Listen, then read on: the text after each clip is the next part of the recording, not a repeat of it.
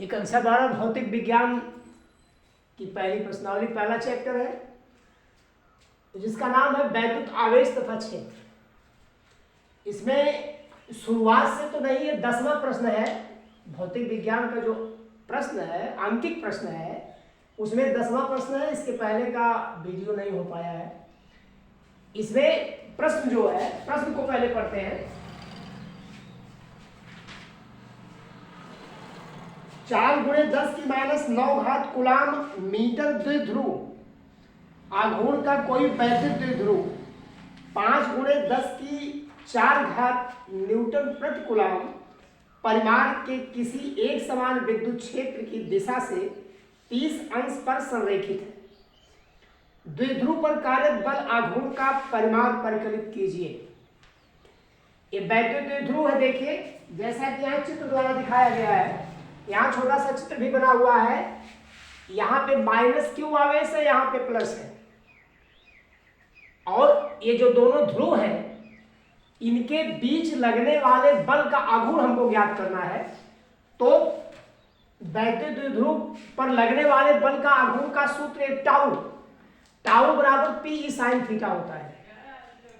इसमें आपके प्रश्न में P बराबर दिया है 4 गुणे 10 की -9, E बराबर दिया है 5 गुणे 10 की 4, थीटा बराबर 30 अंश है, जैसा कि चित्र में यहाँ इंगित है। वैद्युत द्विध्रुव है ये दोनों ध्रुव है, एक तो ये माइनस है, ये प्लस है।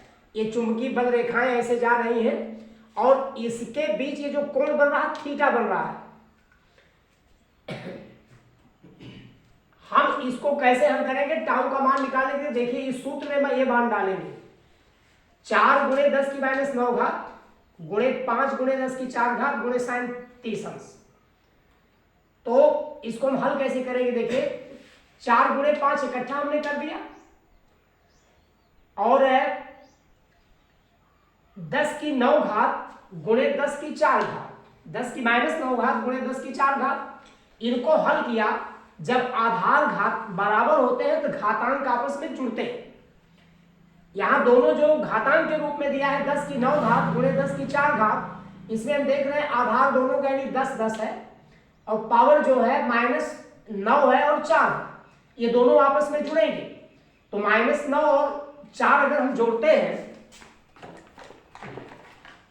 देखिए -9 + 4, ये जुड़ेगा नहीं, ये आ जाएगा -5। हमने यहां पे लिख दिया 10 की -5 sin 30 अंश का मान आप त्रिकोणमिति में पढ़ के आए हो कक्षा 10 में। sin 30 अंश का मान होता है 1/2। 2 से इस 4 को हम काटेंगे, यहाँ पे 2 आ जाएगा। ये 5 दूनी 10 होगा, 10 की -5, 10 गुणे 10 की -5। लेकिन जो मान आते हैं इनको हमको कोट मान के रूप में लिखना होता है। कोट मान क्या होता है?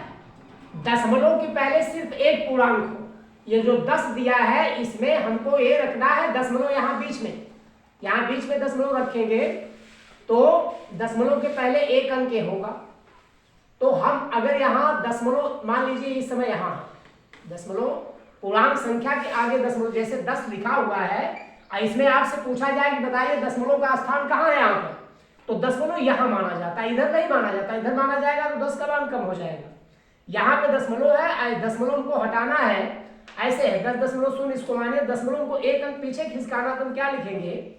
10 गुणे ये 1.0 गुणे ऐसे 1.0 गुणे 10 की -1 या 10 की घात 10 की +1 माइनस में, यानी इसमें कोई फर्क नहीं। देखिए, ये लिखा गया है 10 के बजाय लिखा गया 1.0 गुणे 10, दोनों में कोई फर्क नहीं। यहाँ 10 की +1 है और 10 की -5 पहले से मौजूद है। आपका आंसर आ जाएगा 1.0 गुणे 10 की -4 न्यूटन मीटर।